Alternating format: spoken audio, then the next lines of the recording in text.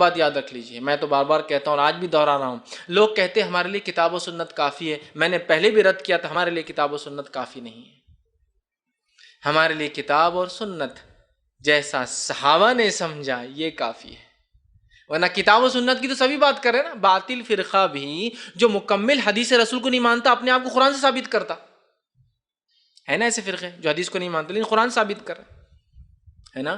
اسی لیے میں کہہ رہا ہوں قرآن اور سنت کو اعلی فہم صحابہ، جیسے صحابہ نے سمجھا سمجھنا ہے تو آپ اور میں ہدایت یافتہ ہے، ورنہ نہیں۔ لوگوں نے کیا کیا معنی مفہوم نکال دیے قرآن سنت کے، ہے نا، کیا کیا معنی مفہوم نکال دی۔ آپ دیکھیے کوئی کہہ رہا فویل للمصلین، آپ نماز کیوں نہیں پڑھتے؟ قرآن کی پوری آیت ہے، بولے نمازیوں پہ لعنت ہو اس لیے میں نماز نہیں پڑھتا، ہے نا۔ آپ نماز کیوں نہیں پڑھتے؟ لا تقربوا الصلاۃ، قرآن کی آیت ہے نماز سے قریب مت جاؤ۔ سمجھ رہے آپ بات؟ قرآن ہی ہے نا، یہ سمجھنا پڑے گا، اس کو سیکھنا پڑے گا۔ اس کو کس کی سمجھ کے مطابق سمجھنا ہے قرآن کو؟ میرے کو جو سمجھ میں آ رہا، آپ کو جو سمجھ میں آ رہا؟ نہیں، یہ صحابہ نے کیا سمجھا، چونکہ ان پر نازل ہوئی تھی یہ کتاب، سمجھ رہے آپ؟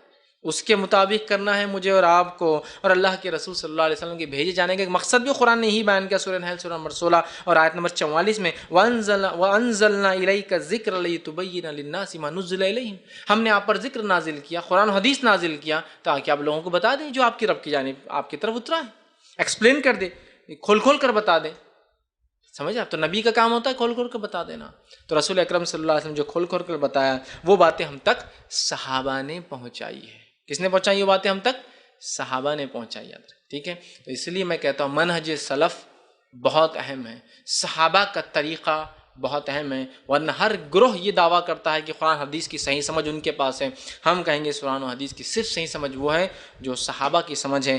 اگر اس سمجھ کو ہم نے تھام لیا نا، پھر وہی زمانہ لوٹ آئے گا۔ اگر اسی طرح کا ایمان اور عقائد اور احکام ہم نے مان لیے، وہی زمانہ لوٹ آئے گا جس میں اللہ ہمیں کامرانی دے گا، ہدایت پر قائم رکھیں گا، ہمارا ایک مقام باقی رکھیں گا، کافر و دشمن کے دل میں ہمارا رعب اور دبدبہ جمع رہیں گا، اور پھر ہمیں نصرت اور اپنی فتح یابی اپنے طرف سے دیں گا، ہمیں ہر بار مدد کریں گا اور ہمیں اس گروہ میں شامل کریں گا جو دنیا میں نجات پا کے آخرت میں بھی نجات پانے والا ہو۔ اور اگر ہم نے یہ نہیں کیا، صحابہ کے طریقے میں نہیں چلے، من مانی جیسا آج کل ہم کر رہے ہیں، تو پھر نتیجہ کیا نکلے گا؟